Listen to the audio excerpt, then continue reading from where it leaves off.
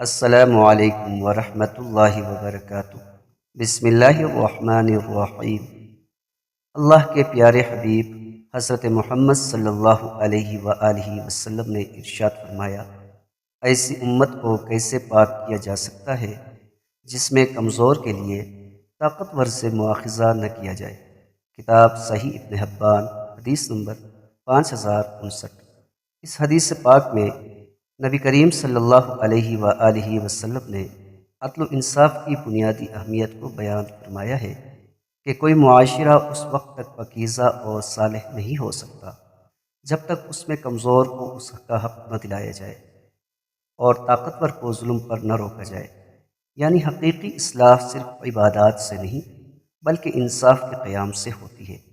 جیسے ایک ترازو اس وقت درست کام کرتا ہے جب دونوں پلڑے برابر ہوں، اسی طرح معاشرہ بھی تبھی درست رہتا ہے جب قانون سب کے لیے یکساں ہو۔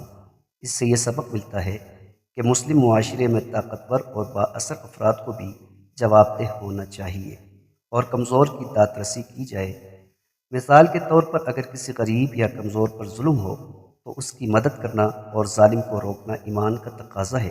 یہ حدیث ہمیں یاد دلاتی ہے کہ عادل ہی معاشرے کی پاکیزگی اور اللہ کی رضا کا ذریعہ ہے۔ اللہ تعالی ہم سب کو اس حدیث پاک پر عمل کرنے کی توفیق عطا فرمائے۔ آمین ثم آمین یا رب العالمین۔